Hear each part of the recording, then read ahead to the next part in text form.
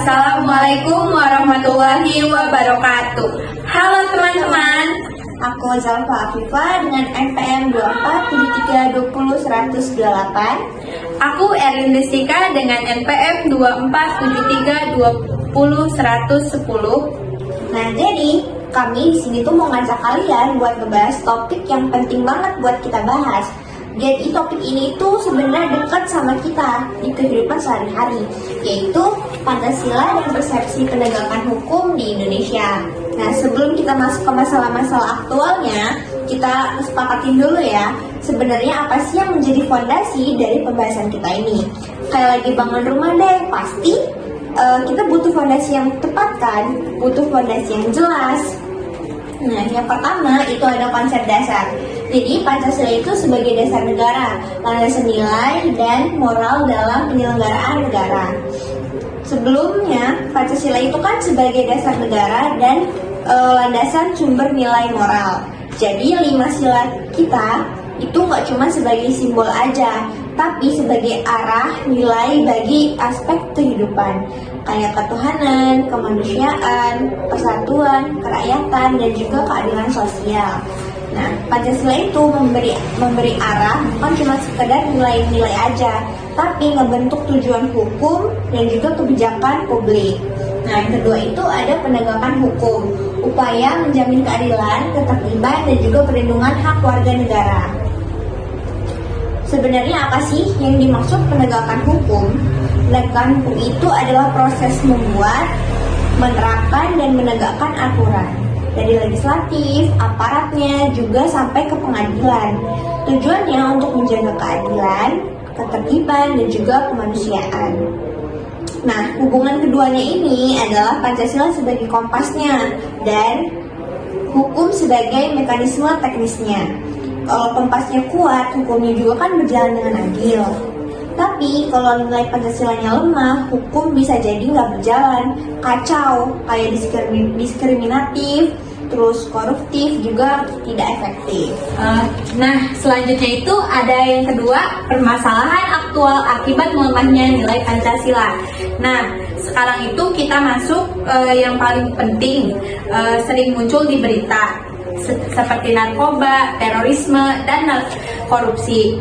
Aku bakal pecah tiap bagiannya menjadi 4 ya. Yang pertama itu masalahnya apa, kaitannya dengan melemahnya Pancasila, dampaknya, dan contoh penegakan hukumnya. Yang pertama itu ada narkoba. Narkoba itu ini problem klasik sih, tapi efeknya sangat terasa terutama di generasi muda. Nah, yang pertama itu masalahnya tuh penyalahgunaan dan peredaran gelapnya yang masih meluas.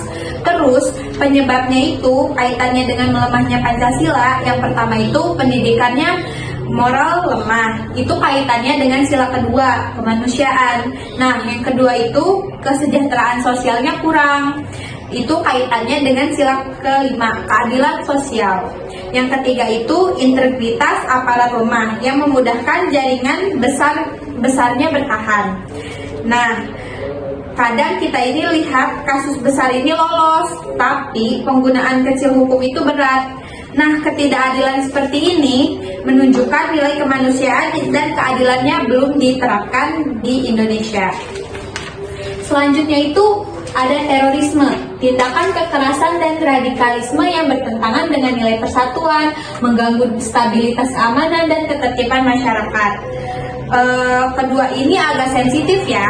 Kalau dengar kata ini kita tuh langsung ingat ancaman dan kekerasan. Tapi akar masalahnya lebih dalam. Masalahnya tuh tindakan kekerasan bermotif ideologi dan politik. Penyebabnya itu nilainya perseteruan menjadi turun.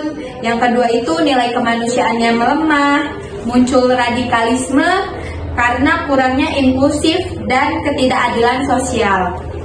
Dampaknya itu ada korban jiwa, trauma sosial, ekonomi yang terganggu, masyarakat jadi takut, atau polarisasi. Kaitannya dengan penegakan hukum itu, penanganan terorisme harus seimbang, tapi harus tegas dan sesuai dengan aturan HAM. Kalau penegakan hukum itu diskriminatif dan main tunjuk kelompok tertentu, ini memperdalam perpecahan dan jelas bertentangan dengan sila kedua dan sila ketiga. Nah, yang selanjutnya itu korupsi. Korupsi itu penyalahgunaan kekuasaan dan keuntungan kepribadian, menghambat penggunaan, merusak sistem pemerintahan, dan melemahnya good governance. Nah, korupsi itu sering orang bilang itu korupsi itu udah budaya. Padahal hal ini sebenarnya tanda nilai moral yang melemah. Masalahnya tuh penyalahgunaan wewenang dari keuntungan pribadi atau kelompok. Penyebabnya itu hilangnya roh keadilan, sila kelima, kurangnya akuntabilitas dan kebijaksanaan. Itu terkait dengan sila keempat. Nah, yang ketiga itu norma integritasnya melemah, moralisasinya merosot, dampaknya layanan publik buruk, uang negara hilang, kepercayaan masyarakat turun, dan kita tahu kasus-kasus itu sering muncul dari anggaran fiktif dan suap pejabat. Semua itu terjadi ketika hukum tidak ditegaskan secara konsisten. Nah, selanjutnya yang bakal kita bahas itu keterkaitan dengan good governance. Good governance menekankan bahwa transparansi, terus akuntabilitas, partisipasi, efisiensi dan efektivitas, penegakan hukum yang adil, dan melemahnya nilai Pancasila membuat prinsip-prinsip ini sulit tercapai sehingga muncul berbagai pelanggaran hukum. Istilah good governance ini mungkin terdengarnya berat ya, tapi sebenarnya maknanya itu simple, yaitu cara mengolah negara dengan baik. Nah, prinsipnya ini yang seperti aku sebutin tadi, kalau dipadankan sama Pancasila itu yang pertama transparansi dan akuntabilitas, itu contohnya kayak sila keempat dan sila kelima. Yang kedua ada partisipasi dan inklusi, contohnya itu di sila ketiga dan sila keempat. Nah, yang terakhir itu ada penegakan hukum dan juga non diskriminasi, contohnya itu ada di sila kedua dan sila kelima. Nah, selanjutnya itu yang keempat, persepsi Pancasila terhadap penegakan hukum. Supaya lebih relate, kita sebutin setiap silanya ya. Yang pertama itu sila pertama, ketuhanan yang Maha Esa. Itu tuh penegakan hukum harus menjunjung moral dan menjauhi kezaliman dan menegakkan kejujuran. Nah, yang kedua itu sila kedua, kemanusiaan yang adil dan beradab. Hukum harus melindungi hak asasi manusia dan memperlakukan semua orang secara manusiawi. Yang ketiga itu sila ketiga, persatuan Indonesia. Tidak boleh ada diskriminasi hukum. Penegakan hukum harus memperkuat persatuan bangsa. Yang keempat, sila keempat, kerakyatan yang dipimpin oleh hikmat kebijaksanaan dalam permusyawaratan perwakilan. Proses hukum harus transparan, demokratis, dan melibatkan prinsip keadilan sosial. Dan yang kelima, sila kelima, keadilan sosial bagi seluruh rakyat Indonesia. Hukum ditegakkan tanpa pandang bulu demi terciptanya kesejahteraan yang merata. Jadi teman-teman, Pancasila itu bukan hanya simbol, tapi ketika nilai ini hidup, maka hukum berjalan adil dan korupsi sulit tumbuh. Penanganan terorisme harus tegas, tapi tetap manusiawi. Jangan sampai mengorbankan HAM. Sedangkan untuk narkoba sendiri, itu pendekatannya nggak bisa semuanya represif aja, tapi harus ada rehabilitas dan juga pendidikan nilai. Sebagai penutup materi kita hari ini, ada beberapa langkah-langkah konkret yang sebenarnya bisa memperbaiki situasi. Yang pertama, itu ada penguatan pendidikan Pancasila dan juga karakter sejak dini.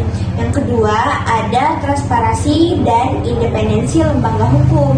Dan yang ketiga, ada program anti narkoba yang menyentuh akar masalah.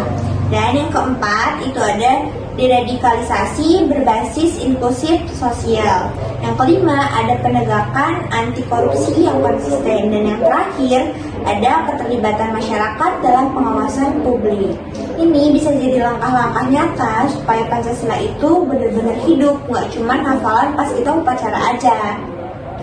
Teman-teman, kita semua punya peran dalam menghidupkan Pancasila.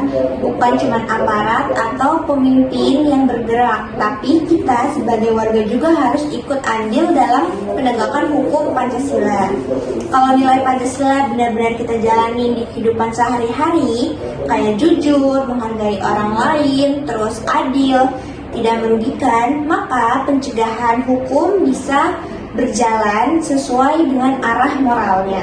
Semoga apa yang kami sampaikan tadi bisa membuat kita menjadi terbuka akan wawasan dan mengajak kita semua untuk lebih sadar akan peran kita dalam mewujudkan tata kelola pemerintahan yang baik. Sekian dari kami.